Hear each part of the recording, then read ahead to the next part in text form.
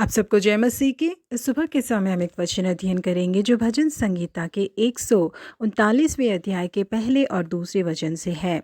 हे यहोवा, तूने मुझे जांच कर जान लिया है। तू मेरा उठना बैठना जानता है और मेरे विचारों को दूर ही से जांच लेता है। स्विट्जरलैंड के बेजल नाम की जगह में पारंपरिक मसीह लोग साल में एक बार एक त्योहार को मनाया करते हैं। इस त्योहार के दौरान लोग अपने चेहरे पर मुखौटा लगा लेते हैं और शहर के बीच में जाकर कुछ ऐसी हरकतों को करते हैं जो उन्हें नहीं करना चाहिए और ऐसी जगहों पर जाते हैं जहां उन्हें नहीं जाना चाहिए। बिना मुखौटे के जिस जगहों में जाने के लिए उन्हें शर्म आती थी, वहां पर बिना शर्म के जाने की हिम्मत इस मुखौटे ने उन्हें दी। इस मुखौटे के पीछे छुपे हैं इस हिम्मत में वो लोग हर एक गलत काम को करने लगे।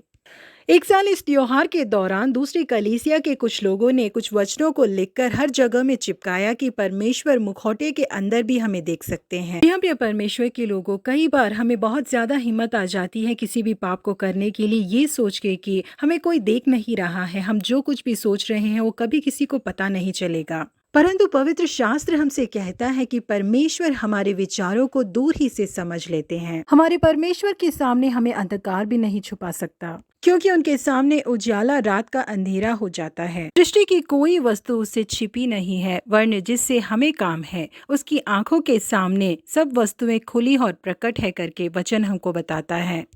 जी हाँ, प्रिय परमेश्वर के लोगों, हो सकता है कि हम सोचते हो कि जो हम कर रहे हैं ये बात हमारे माता पिता को, हमारे भाई बहनों को, हमारे पति को, पत्नी को कभी पता नहीं चलेगी, परंतु हम परमेश्वर की आंखों को बंद नहीं कर सकते। जिस तरह से हम दिन की तेज रोशनी में चीजों को साफ देख सकते हैं, बिल्कुल वैसे ही परमेश्वर छुपे हुए स्थानों में और अंधकार में हम क्या करते हैं करके साफ तौर पर देख सकते हैं। क्योंकि यूसुफ को परमेश्वर के बारे में ये ज्ञान था, इसीलिए उसने अपने आप को सुरक्षित रखा।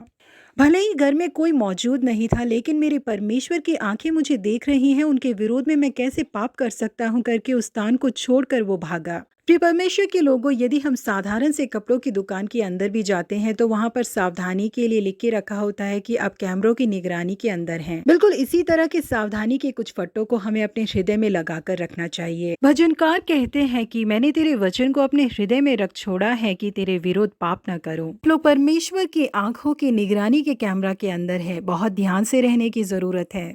परमेश्वर का वचन कहता है कि जो बड़ा और छोटा परमेश्वर से डरता है, परमेश्वर उन्हें आशीषित करेंगे। जी हाँ, प्रिय परमेश्वर के लोगों, परमेश्वर से डर कर हम जिए और उससे जो आशीष प्राप्त होती है उससे हम आनंदमय जीवन को बिताएं। प्रभु आप सबों को आशीषित करे। Have a blessed day.